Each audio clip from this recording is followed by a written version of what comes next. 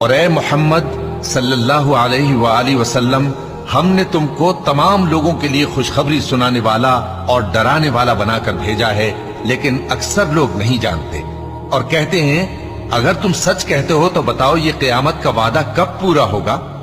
कह दो कि तुमसे एक ऐसे दिन का वादा है जिससे न एक घड़ी पीछे रहोगे और न आगे बढ़ोगे। और जो काफिर हैं वो कहते हैं कि हम न तो इस कुरान को मानेंगे और न उन किताबों को जो इससे पहले की हैं।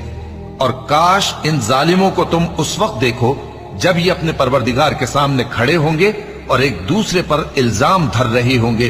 जो लोग कमजोर समझे जाते थे वो बड़े लोगों से कहेंगे कि अगर तुम न होते तो हम जरूर ईमान ले आते।